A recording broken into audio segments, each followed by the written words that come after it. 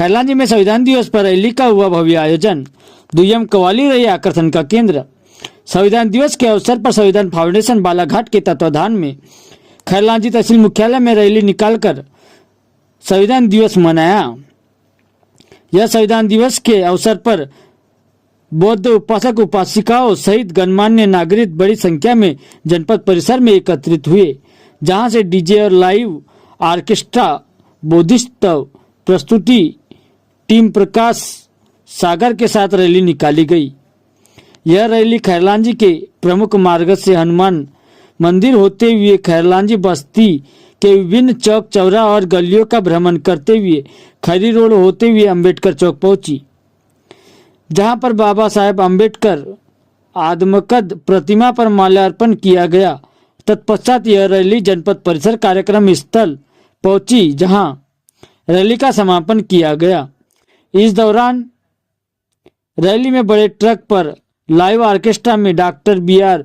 अंबेडकर के संबंधित बोधित्व गीतों की शानदार प्रस्तुति दी गई। वहीं बाबा साहब अंबेडकर अमर रहे एवं संविधान निर्माता अमर रहे जैसे उद्घोष भी लगाए जा रहे हैं। एवं रात्रि में दुय्यम कव्वाली का भी आयोजन किया गया, जिसके उद्घाटक करता क्षेत्रीय विधायक विवेक विक्की पटेल एवं कटंगी खैरलांजी विधायक गौरव सिंह पारदी के हस्ते उद्घाटन हुआ। कार्यक्रम की अध्यक्षता प्रवीण मेश्राम, संस्थापक संविधान फाउंडेशन बालाघाट।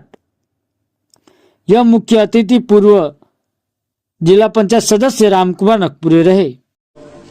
1949 को हमारा संविधान बनकर तैयार हुआ था। लोगों को लगता था, अंग्रेजों को लगता था कि देश तो आजाद हो जाएगा, पर देश चल नहीं पाएगा। यहाँ जैसे कि हमारे भी अध्यक्ष महोदय ने कहा कि कई जाति, कई धर्म, कई भाषाएं, कई रियासतें थी, पर सबको जोड़कर दुनिया का सबसे अच्छा संविधान हमारे बाबा साहब ने बनाया, सबसे मजबूत संविधान। और हमारा संविधान हमारे देश की आत्मा है। हमारा संविधान हमारे देश के लोकतंत्र की सबसे मजबूत आधारशिला है। तो इसलिए मैं आप सभी को संविधान दिवस की हार्दिक शुभकामनाएं देता हूं, हार्दिक बधाई देता हूं। और हमारा प्रयास होना चाहिए कि हम संविधान को, आज चूंकि मैं एक दल से आता हूं, आज जैसे भैया ने कहा कि शासकीय प्रोग्राम बनाया जा रहा है संविधान दिवस का, और आज हमारे दल ने भी संविधान बचाओ दिवस क्यों मनाया। तो हम सबका दायित्व है कि हमारे जो भारत रत्न बाबा साहब अम्बेडकर जी ने संविधान बनाया है उसकी रक्षा करें, उससे कोई खिलवाड़ ना हो। हम देख रहे हैं लगातार कि बाबा साहब के संविधान में हमें मौलिक अधिकार भी मिले हैं, साथ साथ उसमें कुछ मौलिक कर्तव्य भी है, कुछ अनुशासन भी है, उसकी भी हमें प्रेरणा देता है हमारा संविधान। संविधान अभी हम देख रहे हैं कुछ सालों से कि हमारी जो संवैधानिक संस्थाएं हैं उसकी स्वायत्तता खत्म हो रही है, वो निष्पक्ष नहीं है। चाहे रिजर्व बैंक बोले, चाहे चुनाव आयोग बोले, चाहे सीबीआई बोले या ईडी बोले, धीरे धीरे हम देख रहे हैं सबकी स्वायत्तता खत्म हो रही, संवैधानिक संस्थाओं की। तो हम चाहते हैं कि इनकी स्वायत्तता बनी रहे, इनकी निष्पक्षता बनी रहे। और बाबा साहब ने जो इस उद्देश्य से संविधान बनाया था वो उद्देश्य कायम रहे। दूसरी बात, हम सब संविधान के मूल्य और आदर्शों पर चलकर विकसित भारत की ओर बढ़ेंगे।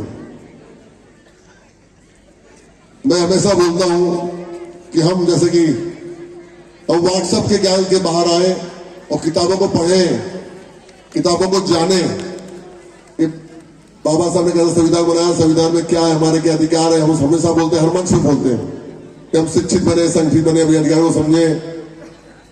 तो मैं हमेशा ये बोलता हूँ, आखिरी मन से बोलता हूँ कि बाबा साहब ने हमको जो अधिकार दिया है उसको पाने के लिए जरूरी है कि हम शिक्षित बने, अपने बच्चों को पढ़ाएं।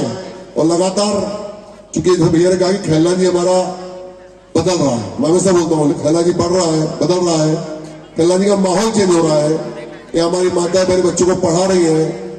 अभी ये बच्ची बैठी है 12th की मैथ्स वाली, यहाँ सीनियर स्कूल में भी अच्छे बच्चे पढ़ रहे हैं, पढ़ाई अच्छा माहौल बन रहा है। अभी हमारे क्षेत्र के बच्चे एमपीपीएससी पीएससी पास हो रहे हैं।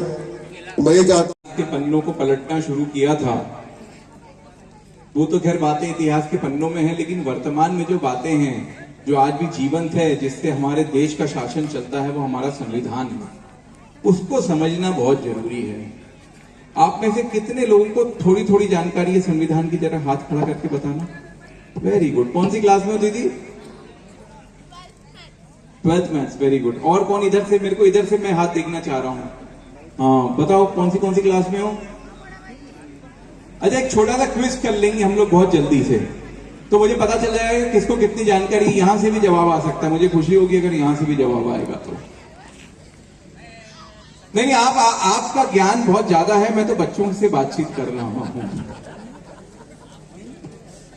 तो मैं ये बताओ, बहुत जल्दी 5 क्वेश्चन पूछूंगा, ज्यादा नहीं, और हर सवाल पे हर जवाब पे इनाम भी रहेगा। तैयारी से नहीं आया था, लेकिन इनाम तो देना ही पड़ेगा, बच्चे सही जवाब देंगे तो। मुझे ये बताओ, कॉन्स्टिट्यूशन ऑफ इंडिया में टोटल नंबर ऑफ आर्टिकल्स कितने हैं? 1 से लेके कहां तक जाता है बताओ? आखिरी क्या है? आखिरी क्या है?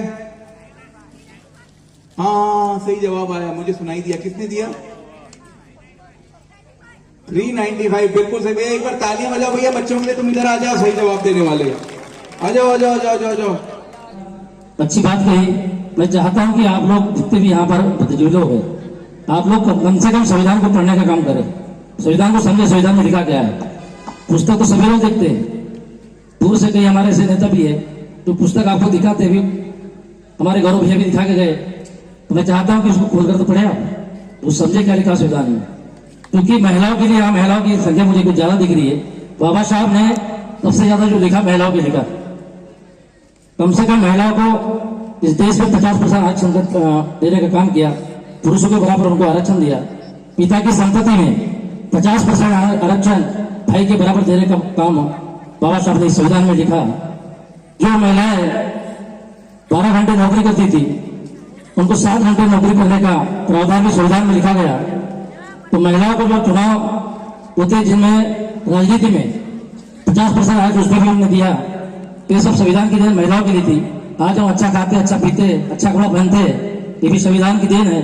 तो मैं चाहता हूं कि आप लोग संविधान की रक्षा करें और संविधान को पढ़ने का काम करें। ऐसी बातों को रखते हुए मैं पुनः यह कार्यक्रम प्रारंभ करने की अनुमति देता हूं। कि बाबा साहब कहते हैं, संविधान जब सोचते हैं बाबा साहब, तो बाबा साहब कहते हैं कि संविधान कितना भी अच्छा हो, अगर चलाने वाला अगर अच्छा ना हो तो अच्छा संविधान भी बुरा साबित होगा, और संविधान बुरा भी होगा, संविधान चलाने वाले अगर अच्छे हो तो उसको बुरा भी साबित करेंगे और अच्छा भी साबित कर सकते हैं। लेकिन हम देख रहे हैं, हम जो आए दिन जो घटना देख रहे हैं, भारत का संविधान ऐसी भारत का संविधान नहीं है। भारत का संविधान बनाने में कितने दिन लगे। भारत के संविधान में जो एक एक शब्द है, एक एक धारा है, और बहुत काफी महत्वपूर्ण है। और जो भारत का संविधान है, समता, स्वतंत्रता, बंधुत्व, न्याय, भाईचारे के साथ में भारत का संविधान है। इसलिए वर्ल्ड का, दुनिया का सर्वश्रेष्ठ भारत का संविधान माना गया है। लेकिन बड़ी दुख की बात है कि आज हम 75वां साल आजादी का अमृत महोत्सव सरकार मना रही है, लेकिन इतने अरसे के बाद भी प्रदेश राज्य की सरकार, चाहे जिसकी भी सरकार बनी होगी, चाहे केंद्र की सरकार हो, आज तक के किसी के मनुवादी व्यवस्था के तहत आज तक के किसी के ख्याल में नहीं आया कि हम राज्य की ओर, केंद्र की ओर से 26 नवंबर को हम संविधान दिवस सरकार की ओर से मनाया जाए। ये कितनी बड़ी दुख की बात है। दो ही चीज में ताकत होती है, एक तो वोट देने के अधिकार में, एक तो संख्या बल में। अब वोट देते समय भी बहुत बड़ी गलती करती है कि जो बाबा साहब ने कहा था कि संविधान कितना भी अच्छा हो, चलाने वाले की अगर नीयत साफ नहीं है तो अच्छा संविधान भी बुरा साबित होगा। आजादी के 75वें साल के बाद में भी आज दुनिया का सर्वश्रेष्ठ संविधान भारत में अच्छा संविधान साबित नहीं कर पाए साथी उन्होंने।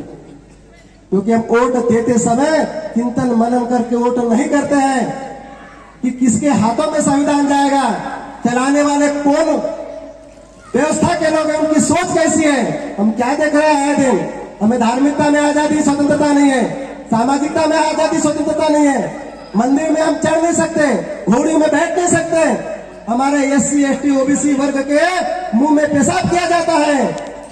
ऐसा है कि भारत के संविधान में यही लिखा है साथियों। लेकिन वही बाबा साहब की याद में दिलाना चाहता हूं कि भारत का संविधान कितना भी अच्छा हो, अगर चलाने वाले की नीयत साफ नहीं है तो अच्छा संविधान भी बुरा साबित करने में लगे साथियों। आए दिन हम देखते हैं कई लोग कई प्रकार की बातें करते हैं, बाबा साहब ने तो इतनी डिग्री हासिल नहीं की है, बाबा साहब का संविधान अच्छा नहीं है।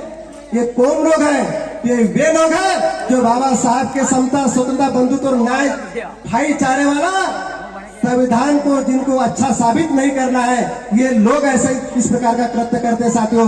मैं आप लोगों से कहना चाहता हूं कि हम अब की बार जब भी अगर हम वोट देने का अधिकार हमको जब मिलता है 5 साल में एक बार, चाहे प्रदेश की सरकार हो, केंद्र की सरकार हो, आपको बहुत चिंतन मनन करके आपको अपने वोट का अधिकार का प्रयोग करना है। और जिस दिन अगर हम इस वोट के अधिकार का सही इस्तेमाल मायने में अगर हम प्रयोग कर लेंगे और जिस दिन समता, स्वतंत्रता, न्याय और भाईचारे वाले संविधान को हम पूरी तरह से लागू कर देंगे तो मंदिर में जाने से रोकने से कोई रोक नहीं सकता।